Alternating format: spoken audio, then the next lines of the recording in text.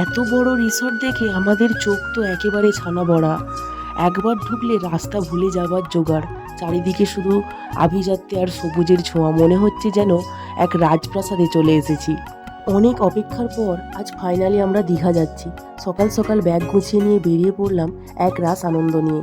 দীঘা যাওয়ার উত্তেজনাটাই আলাদা, তাই না? আর কথাতেই তো আছে, বাঙালির কাছে দীঘা একটা ইমোশন। ফায়দা ওই ড্রেসটা কেমন? বেশি এক্সাইটমেন্ট হয়ে গেলে একদমই চলবে না, যেহেতু সকাল সকাল বাড়ি থেকে বেরিয়েছি, স্টেশনে এসে খিদে পেয়ে গেছে, আর ট্রেন যেহেতু আসতে একটু বাকি আছে, তাই জন্য আমরা ভাবলাম যে ব্রেকফাস্টটা এখানে করেই নেওয়া যাক। সেই জন্য আমরা এখানে বোতলে করে আখের রস খাচ্ছিলাম, তার সাথে ব্রাউন ব্রেড, কলা, চিজ ইত্যাদি তো ছিলই। ব্যাগপত্র আর ট্রলি নিয়ে আমরা এখন রেডি। মনে হচ্ছে যেন 1 মাসের জন্য দীঘা শিফট হচ্ছি, কিন্তু সমুদ্রের টানে এইটুকু কষ্ট তো করাই যায়। দীঘা যাবার উত্তেজনায় কাল রাতে কারোরই চোখে ঘুম ছিল না, আর এখন দেখুন ট্রেনের দুলুনিতে কারোর কারোর তো বেশ নাক ডাকা ঘুম শুরু হয়ে গেছে। ট্রিপের শুরুতে এই পাওয়ার ন্যাপটা কিন্তু খুবই দরকার। আর শুধু আমার বোন নয়, আমিও কিন্তু ফুল স্পিডে ঘুমিয়ে নিয়েছি।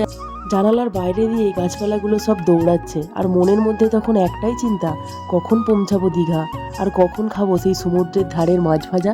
সমুদ্রের ডাক কিন্তু এড়িয়ে চলা দায়। সমুদ্র যদি আপনাকে ডাকে তাহলে কিন্তু আপনাকে সমুদ্রে যেতেই হবে, আর আমরাও সেই ডাক উপেক্ষা করতে না পেরে চলে এসেছি।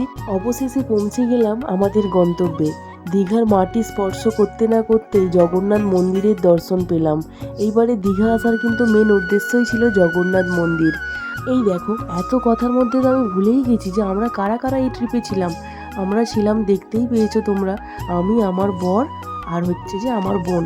আমরা 3জন ট্রেন থেকে নেমে এই টোটোতে উঠে আমরা হোটেল দেখার উদ্দেশ্যে রওনা দিলাম।